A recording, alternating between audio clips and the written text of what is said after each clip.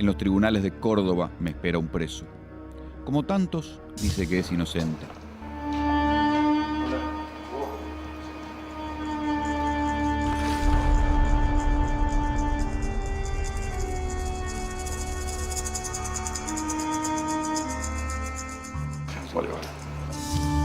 El preso se llama Síntora, Hugo Síntora. Alguna vez fue policía. Lo acaban de condenar a cadena perpetua. Declarar a Oscar Hugo Síntora coautor penalmente responsable del delito de homicidio doblemente calificado por alevosía y en consecuencia imponerle la pena de reclusión perpetua. ¿Sabes lo que soy de esta causa yo? Un forro. Un forro. Eso ha sido, discúlpeme la expresión. Yo soy un forro en esto. No tienen cómo cerrar esta causa. La única forma de cerrar la causa esta metiendo a un pobre tipo como yo. Síntora es por ahora el único condenado por un crimen cometido hace 14 años. Un crimen por encargo que desató la decadencia de uno de los hombres más poderosos de la Argentina, Eduardo Angelós. Angelós, por entonces gobernador de Córdoba, nunca se repuso del escándalo que provocó el crimen del ex senador provincial Regino Mathers, un ingeniero y militante radical de bajo perfil que se enteró de algo que lo llevó a la tumba.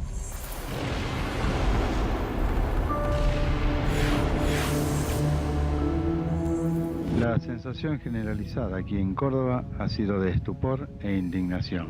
Políticamente, para mí, una persona inobjetable llegó hasta escasos 2 metros de la puerta. Allí lo sorprendieron 3 balazos que le quitaron la vida. Los 2 balazos de 9 milímetros fueron certeros. El primero ingresó por la espalda, a la altura del riñón derecho. La sospecha es que el radicalismo de Córdoba o fue cómplice o no hizo demasiado para ayudar a esclarecer el asesinato. En Córdoba no existe la impunidad. En el mismo barrio de casas sindicales donde mataron a su hermano, sigue viviendo Teresa Mathers. Esta es la casa, ¿viste? Está como abandonada. Me avisaron a mí que las persianas que han roto. Aquí cayó Regino. De ahí le tira. De acá. De ahí le tira. El cuerpo, Regino cae hacia el lado izquierdo, ¿no es cierto? Así, acostado con la cabeza en el suelo. El segundo balazo terminó de la misma forma. No tardó más de 3 minutos en morir. Era un claro homicidio por encargo, digamos. Exactamente. Desde el primer momento se dijo que no era un robo común, porque evidentemente no se robó nada. Yo descarto la posibilidad de que este acontecimiento que nos duele tanto a los radicales y a los cordobeses haya tenido algún móvil de tipo político. En el hall de ingreso del hospital privado estaba la plana mayor de la policía, pero estaba Caferata Nores y Mario Negri. Mario Negri, que era vicegobernador a cargo de la gobernación. El gobernador era Angelós. Entonces, dice Caferat, pero esto no es político. Y dice Mario Negro, esto es de polleras. Desde la estructura política comenzaron a hacer un manejo inmediato de que podía ser una cuestión de polleras, hasta que todo eso va quedando sin nada. Era un claro crimen político. Exacto, una verdadera ejecución. Le pido, le exijo al juez, en nombre de los cordobeses, que hunda el bisturí hasta el hueso y llegue hasta donde su deber lo obliga. El gobernador Eduardo Angelós prometía investigar, pero la investigación no avanzaba. ¿Quién había matado a Regino Mathers? Y sobre todo, ¿por qué? No era un denunciador público, ni era una persona de la que se conociese popularmente que estaba realizando investigaciones que podían comprometer al gobierno provincial de aquel entonces. Era un hombre de una sonrisa triste, de un aspecto apocado. No daba la sensación de ser capaz de llevar ninguna investigación, ni ningún escándalo, ni ningún puerto. Las hipótesis han sido muchas y todas escandalosas. Se ha hablado de que Mathers podía llegar a denunciar una red de juego clandestino ilegal. Después se pasó a la hipótesis de que Mathers podría haber tenido conocimiento sobre alguna red de narcotráfico que involucraba a algunos políticos importantes de la provincia de Córdoba. Regino estaba investigando algo raro en EPEC, las privatizaciones quizás. Luego se pasó también a la hipótesis, que fue en realidad una de las primeras, de que Mathers habría estado investigando ilícitos en la empresa provincial de energía de Córdoba, en EPEC, y que por el conocimiento que tenía de esos ilícitos fue que lo mataron.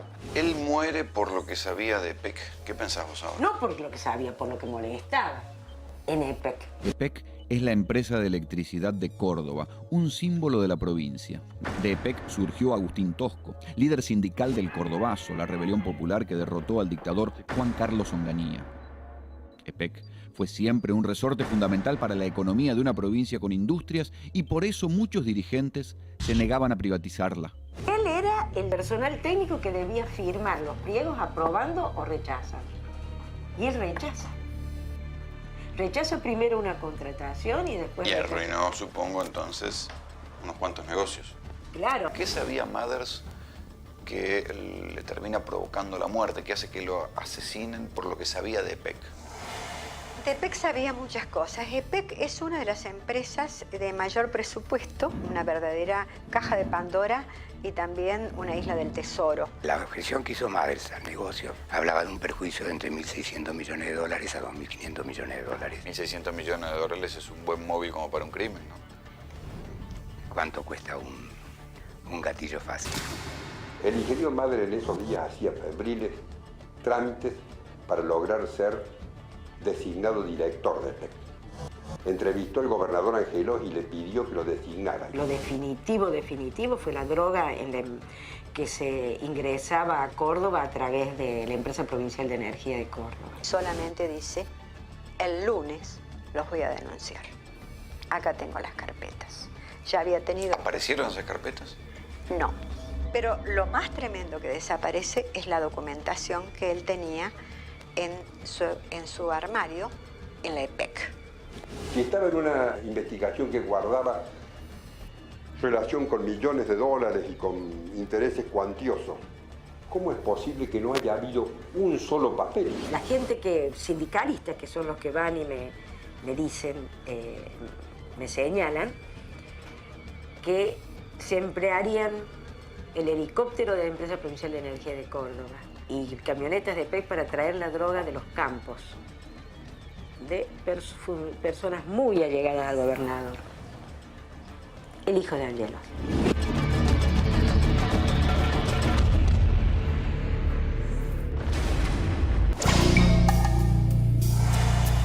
Un mes después del crimen de Regino Mathers hubo otro asesinato similar. Otro empleado de EPEC, amigo de Mathers, fue baleado en su casa sin que le robaran nada. Se llamaba Jorge González. González era un lecturero, el que va y toma las notas de cuánto... Medidores. Exacto, de los medidores. A ver, si uno de esos muchachos lee mal un medidor, le ahorra a una empresa mucho dinero. En aquel entonces, en EPEC, desaparecía el 20% de la electricidad generada. Mathers lo sabía. Su amigo González también. Durante la investigación del crimen de González, aparece en escena por primera vez el ex policía Hugo Síntora.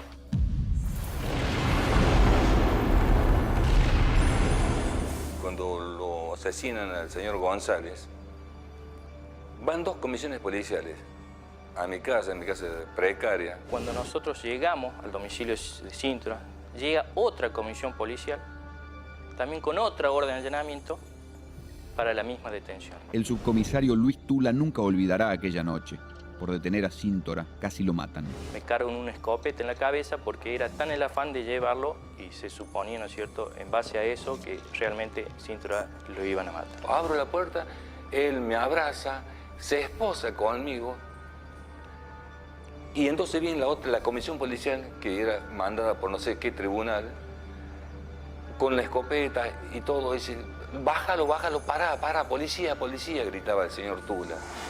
Yo le debo la vida al señor Tula. Pero usted me está diciendo concretamente, subcomisario, que había otra comisión policial que en la discusión le ponen una escopeta a usted en la cabeza y querían llevar detenido a Síntora y ustedes presumen que era para matarlo.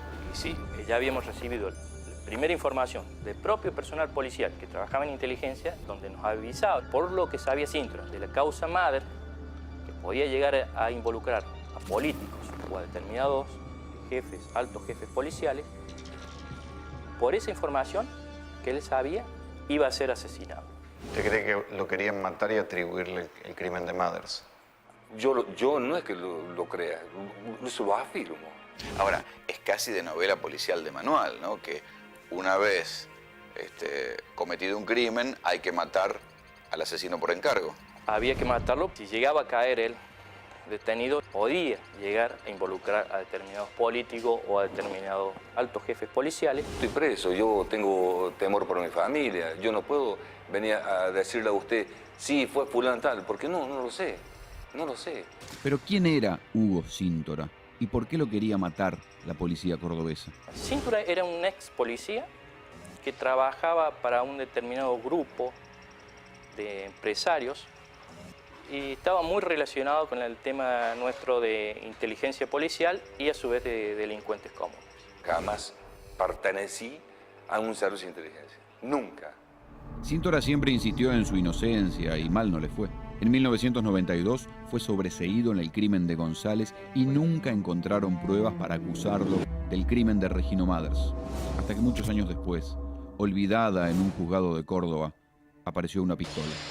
La pistola que mató a Mathers y había pasado por la casa de Síntora. Nunca esa arma tuvo en mi poder. Es una patraña esto, es una mentira. ¿Se sabe entonces que la pistola que mata a Mathers estaba en poder de Síntora y estaba en su casa? Exacto. ¿Cómo se supone y por qué se supone que fue él el que disparó el arma? Porque él habría dicho, de acuerdo a algunos testimonios, que él lo había hecho. ¿Y usted piensa que yo voy a tener esa arma en mi casa? ¿Y por qué un tipo como Síntora se quedaría con un arma tan sucia? Vaya a saber, en una de esas la pensaba hacer desaparecer. Declarar a Oscar Hugo Síntora coautor penalmente responsable del delito de homicidio doblemente... De todos modos, Síntora fue condenado a prisión perpetua. Para la justicia, es uno de los asesinos de Regino Mathers, el autor de un crimen por encargo. Pero, ¿quién lo encargó? Sí, de ahí surge el nombre de Luis Medina Allende. Medina Allende era el operador de la mano sucia de Angelos. ¿Qué enfrentamientos había tenido él con Medina Allende? Los chicos de la juventud dijeron que lo tuvieron que separar a Regino de Medina Allende, pero se agarraban a trompadas, porque Regino le había dicho basta de corrupción y de droga. De ahí parte, ¿no es cierto?, que el crimen era ordenado por el ex diputado Medina Allende, quien le había ofrecido a Rocha buscar gente para cometer el homicidio. Lo dice Síntora y lo dice otro testigo. Esa reunión entre Síntora, Medina Allende y Rocha, ¿dónde había sido? En un bar en el centro. No recuerdo ahora, porque estaba ahí en el sumario. Medina Allende, una persona nombrada en el expediente, como que estaba buscando quién podía ser las personas que se encargaran de darle muerte a Mathers o hacer un atentado contra Mathers. Guillermo Johnson es hoy diputado nacional, pero fue el juez que primero investigó el crimen de Mathers. Johnson acusó al diputado provincial Luis Medina Allende de encubrimiento y cree que el crimen de Mathers lleva al propio exgobernador de Córdoba, Eduardo Angelos. La policía obraba como con un paraguas de alguien, la única, digamos, institución que podía darle esa cobertura para que se movieran de la forma que lo hacían, era el gobierno de la provincia. En Córdoba no existe la impunidad. Allí se dio una reunión con el gobernador, donde yo fui pensando que era mi aliado, pensando que hablaba con una persona que estaba tan comprometida como yo en descubrir la verdad. Le digo, hay una hipótesis muy importante, que estoy trabajando en otra causa paralela, que era la causa EPEC. Y él me dice, no lo busque por ahí, búsquelo por otro lado. Le pido, le exijo al juez, en nombre de los cordobeses, que hunda el bisturí hasta el hueso y llegue hasta donde su deber lo obliga. Yo empecé a advertir, tanto en la causa Mathers como en la causa EPEC, que estaba enfrentado a un gobierno. Ese Johnson es un absoluto inútil que permitió que se embarullasen las pruebas y que no existiese ninguna posibilidad a lo largo de 14 años de descubrir realmente qué pasó. Hoy, 14 años después, Medina Allende está en arresto domiciliario, acusado de ser el instigador del crimen de Regino Mathers. Pero la decadencia de Medina Allende había comenzado mucho antes, en 1993, cuando fue detenido y luego condenado por haber intentado una curiosa estafa, venderle una cárcel a un extranjero para que ponga un casino. Podría decirle a usted, en una amarga ironía, que soy un honesto estafador. Por escándalos como los de Medina Allende, el crimen de Mathers, los negociados en EPEC y la quiebra de las finanzas provinciales, el gobernador Eduardo Angelos finalmente renunció. Entrego mi cabeza porque no estoy dispuesto a presentarme de rodillas ante ningún tecnócrata mesiánico. ¿Algún comentario? No declaración. Apenas el beneficio de la duda lo hizo zafar a Angelós, tiempo después, de una condena por enriquecimiento ilícito. El abrazo con sus 2 hijos, también investigados y ahora absueltos, fue la primera reacción del exgobernador. ¿Parado delante de la silla mirando al frente? Buenos días. Buen día. Su nombre completo, por favor. Eduardo César Angelós. Por ahora, el crimen de Mathers no llegó hasta Angelós. Él solo declaró como testigo.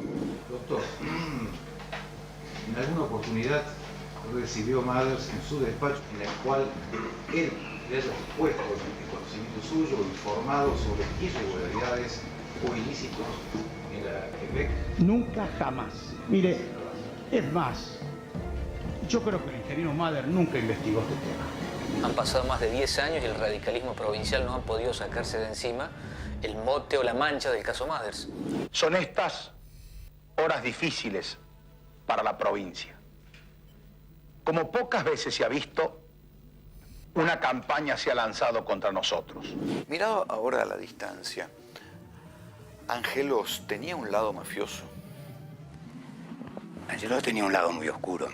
Fui víctima de todas las injurias y calumnias que en esta materia pueden aprovecharse aquellos que a través de los medios de comunicación dejan planteado estas circunstancias.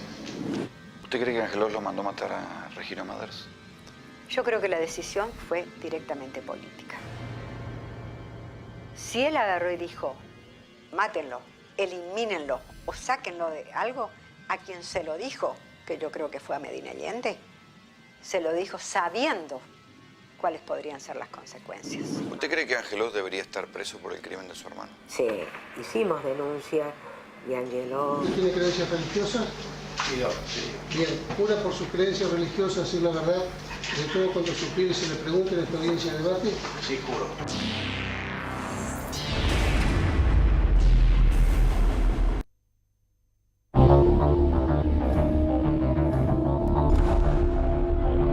Es un nombre que aparece desde el principio como uno de los autores intelectuales del crimen.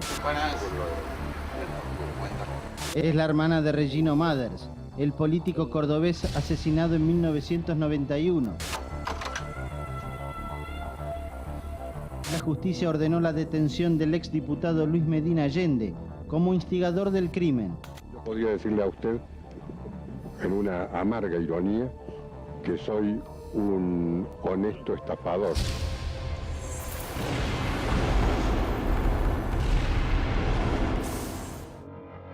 Usted está con arresto domiciliario acusado por el crimen de Regino Mathers. ¿Cuál es su relación con Mathers? Ninguna. No tuve ninguna relación con el senador Mathers. No lo conocí jamás. La familia Mathers dice que constan en la causa testimonios en los cuales usted lo habría amenazado a Mathers. Jamás hablé una sola palabra con Mathers. No hablé de política ni de amenazas. No hablé jamás de fútbol. No hablé de mujeres. No hablé de nada con Mathers. Efectivamente, en la causa existen algún testimonio de gente que dice haber oído que yo lo amenazaba a Mathers en un patio de la legislatura. Pero debo señalar que el testigo es un hombre sometido a tratamiento psiquiátrico. Yo tengo la más absoluta convicción que Mathers, que era un hombre que se distinguía más que como político por su afición a las faldas. ¿Usted cree que fue un crimen pasional? Fue un crimen pasional. Lo que pasa es que si fuera así, hubiera sido más lógico y más fácil encontrar al criminal, ¿no es cierto? Si el juez hubiera actuado, el doctor Johnson cajoneó el acta durante 6 meses. Arguménteme en contra de las hipótesis de los móviles que hay actualmente sobre el crimen de Mathers. Una de las hipótesis dice que tienen que ver con el juego, que Mathers se oponía a la cuestión de las máquinas tragamonedas acá en Córdoba. La otra tiene que ver con la empresa de energía y por último con la cuestión de drogas. Las máquinas tragamonedas habían sido prohibidas absolutamente en el territorio de la provincia de Córdoba en 1988. El entonces senador Mathers no dijo una sola palabra, no mostró tener interés, no argumentó nada, estuvo mudo. Yo siempre estuve en contra de las máquinas. O sea que usted tenía una postura Yo contra las máquinas tragamonedas. Pero sí, además que era la postura del radicalismo. Ahora, permítame que le haga un paréntesis. ¿Cómo no? Pero después usted termina preso acusado de vender una cárcel para un casino. En 1995 había vendido a un empresario alemán la cárcel cordobesa del Buen Pastor para instalar un moderno casino. Yo le voy a hacer una pregunta a usted. Si yo termino preso por una estafa y el que quería comprar la cárcel era para poner un casino con máquina, ¿usted qué cree que yo quería si estaba estafándolo? ¿Participar del negocio o quería juntarme con los dineros del estafado? A mí me parece abominable, terrible, cualquier asesinato. Y mucho más sustituir un argumento intelectual por balazo. El ingeniero Mader no tenía entidad personal, no tenía significado político como para ser víctima de un atentado. La familia, por otra parte, dice que desde su puesto en EPEC, él tenía acceso a una serie de informes técnicos que él estaba impugnando y que esa impugnación arruinaba negocios por muchos millones de pesos. Pero era senador, acababa de dejar de ser. Entonces, cuando fue elegido senador, esa era la oportunidad de todas las denuncias, de todas las correcciones. Porque si no, la familia de él está diciendo que él faltó a los deberes de funcionario público. Él sabía y no las denunciaba. Él sabía y las guardaba. Mader no era capaz de llevar ninguna investigación, ni ningún escándalo, ni ningún puerto. Era un hombre que le gustaba perseguir a sus alumnas, nada más. Nosotros los argentinos nos distinguimos por un fuerte sentimiento necrofílico. El más reventado de los hijos de mala madre, por las solas circunstancias de morir, se transforman en buenos padres de familia. Esto es un caso necrofílico que ha durado 14 años por absoluta, total, definitiva, irrevocable incompetencia del juez Johnson. Ese Johnson es un absoluto inútil que permitió que se embarullasen las pruebas y que no existiese ninguna posibilidad a lo largo de 14 años de descubrir realmente qué pasó. Los periodistas algún día deberían recorrer algunos hoteles céntricos de Córdoba y establecer si algún legislador asesinado se alojaba por las tardes con alguna señora en alguno de ellos. Y si en una de esas se diera la casualidad que la señora fuera la señora de algún jefe policial de aquel momento, quizá estuviéramos frente a una nueva prueba. Están sacando plata de acá de la empresa para financiar y pagar las deudas de la municipalidad. Y eso no lo sabe el pueblo de Córdoba. Hay que decirlo con todas las letras. Pero algo pasaba en EPEC. Cae estrepitosamente Angelos. Fue un problema de coraje. ¿Usted cree que no fue un problema de corrupción la caída de Angelos? La justicia encontró casos de corrupción, varios casos de corrupción. ¿Usted es consciente que, leído desde Buenos Aires, usted es el curioso personaje que en Córdoba quiso vender una cárcel? No, entonces terminó preso. Acá dijeron que la había vendido. Es decir, después de Lustig que vendía la Torre de Eiffel, debía venir yo vendiendo cárceles. Yo le puedo decir que el caso del Buen Pastor fue el caso de un buen pastor alemán. Es decir, fue un perro que le metieron a los cordobeses. Soy el único condenado en el mundo, creo, por una fotocopia cuya apostilla notarial dice que es copia, que es fotocopia de otra fotocopia. Es decir, con dos fotocopias en el camino, yo puedo declarar a la más santa e inocente de las viejecitas que concurren a la misa de la Iglesia del Socorro, autora del asesinato de Gardel. ¿Angelos le soltó la mano? Nunca me tuvo de la mano. En todo caso, yo lo tuve de la mano a él muchos años para que aprendiera a caminar. ¿Angelos le soltó la mano a usted para salvarse él? Angelos seguramente pudo haber consentido que en la línea inmediata, por debajo de él, hubiera gente que trabajase en favor de que me condenara. El exdiputado radical Luis Medina Allende fue liberado tras 44 meses de prisión. ¿Usted sigue haciendo política? Por cierto. ¿Cómo le va? Muy bien. Yo vivo en un pueblo, en un pequeño pueblo del interior de la provincia, en el cual durante el tiempo que yo no estuve allá, perdían los radicales. Cuando yo volví, volvimos a ganar. Usted estuvo preso y ahora vuelve a ganar en su pueblo. Por cierto. Y no ganar así nomás. Gano con el 65% de los votos. Usted es de la misma generación, más o menos, que de la Rúa. Entonces, de la Rúa, Angelos tienen todos más o menos la misma edad. Cuando ustedes eran jóvenes, si ustedes decían, bueno, ¿quién de nosotros va a llegar a presidente? ¿Usted por quién hubiera apostado? Hubiera deseado ser yo. ¿Por Alfonsín tampoco hubiera apostado? Yo no voté por Alfonsín en las internas partidarias. El doctor Ilía, una noche en Carlos Paz comiendo, me dijo textualmente: lo que nos pasa a Ricardo Corbalbín y a mí es muy grave, no nos podemos morir, porque estos dos muchachos, y se refería a Ángelo y a Alfonsín, van a hacer pedazos el radicalismo. Y así bueno.